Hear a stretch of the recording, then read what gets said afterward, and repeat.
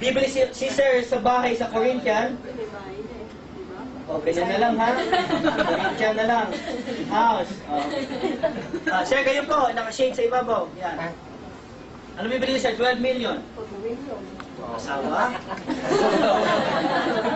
Pag-unawa? Anong bibili mo, Sir? O sige, asawa na lang. Asawa daw. Sino yung bibenta 12 million? Ikaw naman, Sir, katabi ni Sir. 12 million. Anong bibili mo, Sir? Lalaki. May salita eh. Ano, Sir? Walang bibili. Walang bibili si Sir. Bangko. May negosyo ka. Magtatayo ka ng ganito din. Gawin mo, mobile. V. Parang hindi mo ginaya. Ganito din. Ganito na gawin mo, load din. Sana din magkasto yan. Lalabanin mo pa kami, Sir. Ito malapit. 12 million, tanong ko sa'yo, malaki, maliit? Malaki. Malaki yan. Sino yung sasabi malaki? Sino yung sabi maliit? Sir, ma'am, makinig ka sa akin, 1 million nga lang, malaki na eh, tama? Yes. 12 million, mahirap kitain, tama? Yes. Lolo ko nga namatay, hindi na ako ng 1 million eh. Bakit? Sa hirap ng buhay, may kumita ng pera, tama? Yes. Ang mayaman na ngayon, yung dati pang? Mayaman. Pero sabihin mo ngayon, sobrang sipag mo, kahit sobrang galing mo, ang hirap umaman yan, tama? Bakit ma'am? Tanong ko sa'yo, Porsche. Gaano mo katangal kikitain niya sa ginagawa mo, ma'am? Yung Porsche. Tagal. Sabi ni ma'am, matagal. Ma'am, yung hassle lot mo, ma'am, gano'ng katagal? Sobrang tagal. Sobrang tagal. Yung Corinthian, lalo na super duper tagal. Tama. O yung asawa mo, sir. Ilang taon, sir? Mabilis lang. Kaya di ba sabihin natin, ano na lang, sa pangalawang buhay na lang? Reincarnation na lang. Reincarnation na lang. Bakit? Yung mobile bill mo, sir. Hindi magkatotoo yan, sir. Labanin mo pa kami. Okay, ito malupit. Yung 12 million na yan, nakakatawang pakinggan, ang hirap kitain, tama? Yes. Tagal. O ito simple-simple lang ha. Papayag ka ba sa buhay mo, hindi mo makuha yan? Simpleng pangarap, hindi mo makuha, bakit? Alam mo hindi kaya, tama? Yes. Ay, hindi ko maintindihan, ang Porsche gawa ng tao, tama? Yes. Sino ba gumawa ng Porsche? Tao. Tao. Ibig sabihin, kung gawa ng tao, kaya ng? Ano ka ba?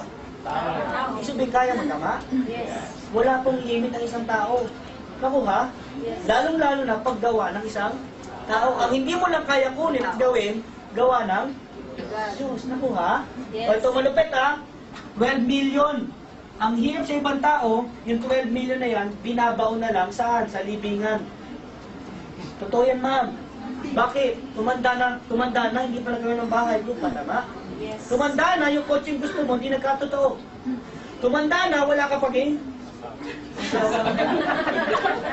O ito malupit. Sabi nila, ang isang bagay bago mo gawin, kailangan pag-isipan. Paano, kung sabihin ko sa'yo, meron akong feasibility study. Ano ibig sabihin ng feasibility study? Ito ang nagpa-oo sa akin sa negosyo. Ito ang nagpasali sa akin. Bakit po? Unang-unang kondisyon. Anong ginawa ko lang? Wala. Anong ginawa ko, ma'am? Sumali ako. Magkano nilabas ko? 988. Ginawa ko ng paraan. Bakit, ma'am? Ang taong ayaw may pero ang taong gusto may paraan. Pangalawa, worst case scenario, dalawa lang ang nabenta mo sa buong buhay mo. Power, di ba? Dumating sa punto ng buhay mo, pag dilat mo sa umaga, dalawa lang ang kilala mo. Di ba?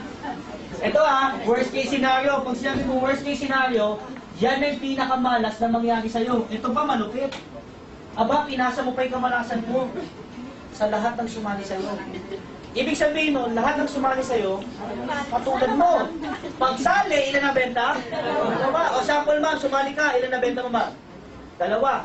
Silang dalawa, katulad mo, dalawa lang din ang nabenta. Isipin mo, ikaw malas, siya malas, isa kayong grupo. Diba?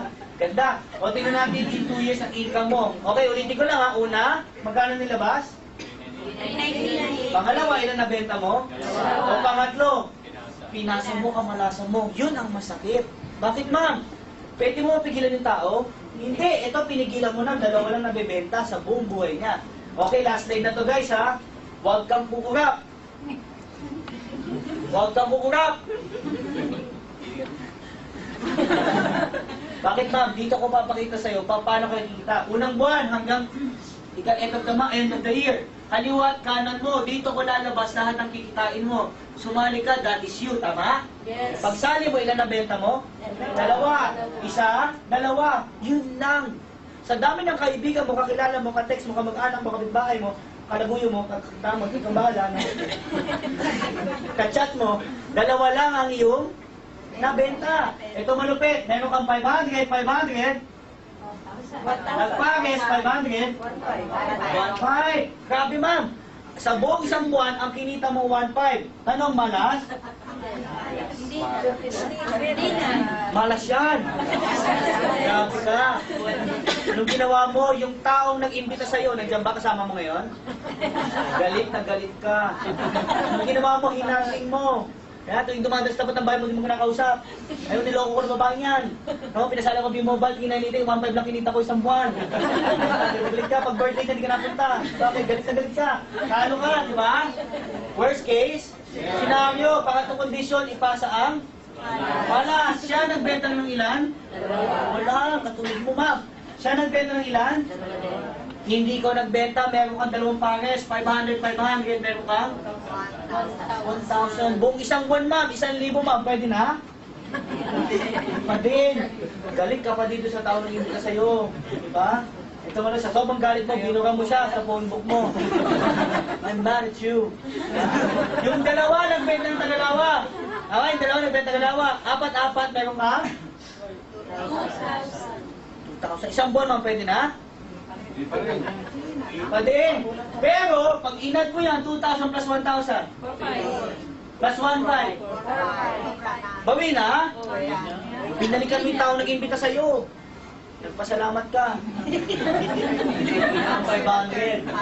Friends na kayo ulit. Sino-joke lang kita, oh. 2,000. Maganda yan, ha? Diba? Ang Pinoy, ganito yan. Gusto lang mabawi ang ulan. Madaming Pilipino, hindi mo pa nilalabas, iniisip mo na paano babalik. Katulad ng mga isip naman ngayon, no? Ano babalik nila nilito ko? O simple lang, ma'am. Ang Chinese, ganito yan. Subok muna bago resulta. Ako ba? Ang Pinoy ganito. Resulta muna bago subok. Di ba? Yes. Huwag ka maging ganoon. Bakit, ma'am? Walang yumama sa pagiging ganong ugali. O ito, balik tayo dito. Ay, yung apat nagbenta ng Tagalawa, magkano income mo, ma'am? 1,000 ma'am isang buwan, pwede na? Pwede na rin. Pero malas yan. Tama? O next month, ma'am, 8. Nagbenta ng Tagalawa, meron ka? 8,000, ma'am, pwede na? Pwede na. O yung 8, yung 16 nagbenta ng Tagalawa, meron ka? 16,000, ma'am, pwede na? Yes. Bakit? Sweldo ng call center yan, no? Isang buwan? Yung tingin mo sa sun, moon, yung moon, sun. Graveyard ka, gising ka na madaling araw, ano ka si Batman? Di ba? Niloloko ka ng boss mo? O, di ba? O, 16,000 na ba? Ako ha? Ako ha? Yes. Kinita mo yan buong buwan. May ginawa ka? Tanong, ikaw nagbenta dyan? Tanong, kilala mo sila? Hindi mo katukin araw-araw sa bahay at sabihin mo sa kanila huwag ka na magbenta? Hindi mo kilala, tama? Nagbenta ng Tagalawa, magkano kita mo, ma'am? 32. 32,000 isang araw, ma'am. Tanong, malas? Isang buwan? Pwede na. Isang buwan? Pwede na? Pwede na. O, tanong mo sa akin kung malas o hindi. Malas. Ma'am, ang kitaan namin 30,000 per day. Ikaw, ginawa mo, itong buwan, buong buwan. Diba, kang walking bala. Diba, nakabili kami ng kotse, ikaw, cellphone pa lang binibili mo. Diba, o 32,000. Diba, o next month, ma'am, magkano ang income mo, ma'am? 4. Pwede na ba, 64,000 ang month ka? Pwede na, yung mga estudyante, pwede na? Pwede na, papasok ko pa sa school? O next month, o magkano kita mo? 128,000 isang buwan. Ito malupit, ma'am, may ginawa? Wala. O next month, ma'am, magkano income mo? O madami nagtatanong, ang laki-laki ng mga bata. Bakit mo hindi tingnan ito? Huwag mo tingnan to, bakit? Pag nakita ng Pilipino to, hindi totoo. Tama? Habang lumalaki, pinapakita ko sa'yo, lumilit utak mo.